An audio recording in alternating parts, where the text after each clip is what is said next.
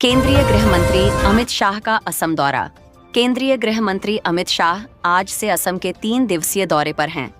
इस दौरान वे राज्य में विभिन्न परियोजनाओं का उद्घाटन करेंगे और सुरक्षा व्यवस्था की समीक्षा करेंगे। देखिए अगली खबर। व्यापारिक नीतियों के कारण अमेरिका के पारंपरिक सहयोगियों के साथ संबंधों में तनाव बढ़ा है। कुछ देशों ने जवाबी टैरिफ लगाए हैं, जिससे वैश्विक व्यापार युद्ध की स्थिति बन गई है। विशेषज्ञों का मानना है कि इस प्रकार की नीतियों से अमेरिकी अर्थव्यवस्था और अंतर्राष्ट्रीय व्यापार व्यवस्था पर नकारात्मक प्रभाव पड़ सकता है। देखिए अगली खबर। महाराष्ट्र के जलगांव जिले में आज 14 मार्च 2025 को होली के दिन एक बड़ा रेल हादसा हुआ। छत्रपति शिवाजी महाराज टर्मिनस से अमरावती जा रही एक्सप्रेस ट्रेन बोधवड रेलवे स्टेशन के पास एक अनाज से लदे ट्रक से टकरा गई। यह हादसा उस समय हुआ जब ट्रक पुराने रेलवे गेट से गुजर रहा था और सीधे ट्रेन के इंजन से टकरा गया, जिससे ट्रक पूरी तरह से क्षतिग्रस्त हो गया। देखिए अगली खबर। भारत में नींद की कमी पर सर्वेक्षण। वर्ल्ड स्लीप डे के अवसर पर एक सर्वेक्षण में सामने आया है कि भारत में 59% लोग रात में 6 घंटे से कम नींद लेते हैं।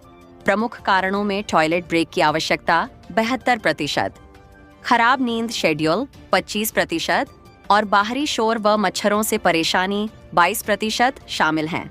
देखिए अगली खबर। माइक्रोसॉफ्ट का नया हेल्थ केयर AI टूल।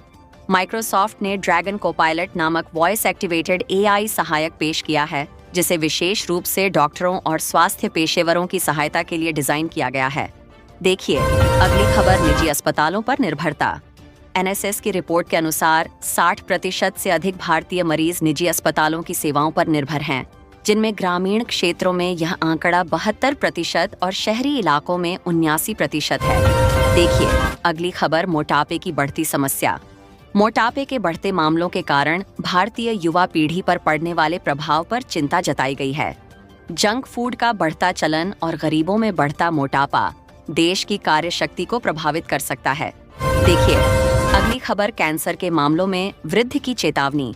विशेषज्ञों ने चेतावनी दी है कि किचन में रखी कुछ चीजें कैंसर का कारण बन सकती हैं और भविष्य में कैंसर के मामले दुगनी गति से बढ़ सकते हैं।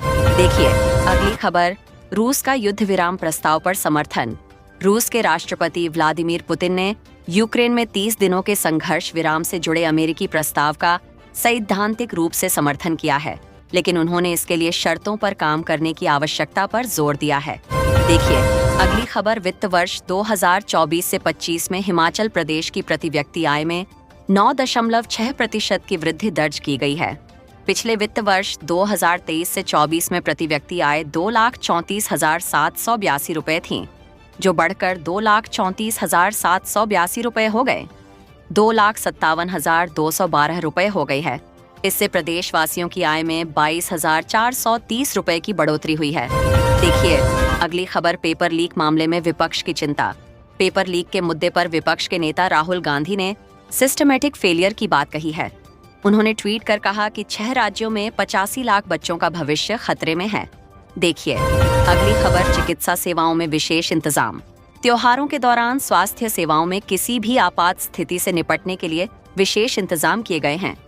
अस्पतालों में अतिरिक्त चिकित्सा दल तैनात किए गए हैं और आवश्यक दवाइयां उपलब्ध हैं। देखिए अगली खबर। CBSI बोर्ड परीक्षा में होली के कारण राहत। CBSI ने 15 मार्च को होली के अवसर पर छूट गई बोर्ड परीक्षाओं के लिए विशेष परीक्षा आयोजित करने की घोषणा की है, जिससे छात्रों को राहत मिली है। देखिए अगली खबर। उत्तर प्रदेश बोर्ड परीक्षा में अनुपस्थिति और धोखाधड़ी के मामले। उत्तर प्रदेश बोर्ड की परीक्षा में 1,93,000 से अधिक छात्रों ने परीक्षा छोड़ दी, जबकि 7 फर्जी परीक्षार्थियों को गिरफ्तार किया गया है। देखिए अगली खबर। NCERT की नई किताबों की उपलब्धता। NCERT ने कक्षा 4, 5, 7 और 8 के लिए नई किताबों की घोषणा की है, जो 20% कम कीमत पर उपलब्ध होंगी। देखिए अगली खबर। IIT धनबाद की वैश्विक रैंकिंग में सुधार। क्वाकवेरेली साइमंड्स वर्ल्ड रैंकिंग 2025 में IIT दिल्ली और IIT बॉम्बे से आगे निकलते हुए ISM धनबाद ने वर्ल्ड टॉप 50 यूनिवर्सिटी की सूची में स्थान प्राप्त किया है। देखिए अगली खबर। JEE मेन सेशन 2 की परीक्षा तिथियों की घोषणा। JEE मेन सेशन 2 की परीक्षा अप्रैल में आयोजित की जाएगी।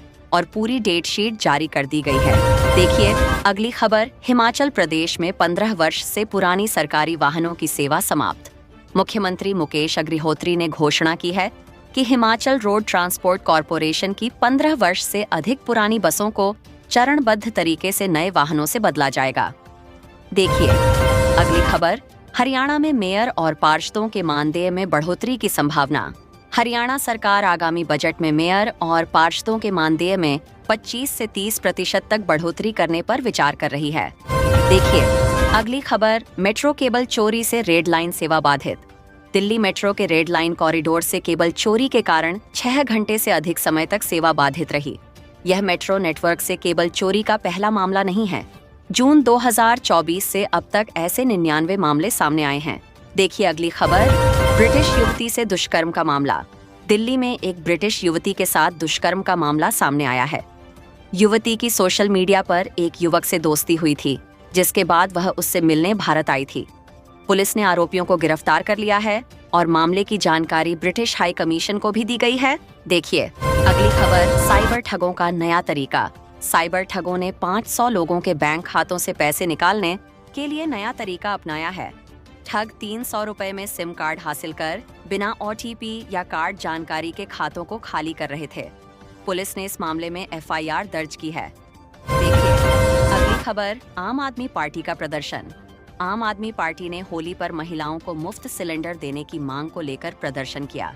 आप नेताओं ने आरोप लगाया कि बीजेपी ने चुनावों के दौरान यह वादा किया था, जो अब तक पूरा नहीं किया गया है। देखिए अगली खबर। ट्राई का सैटेलाइट लाइसेंस अवधि पर प्रस्ताव।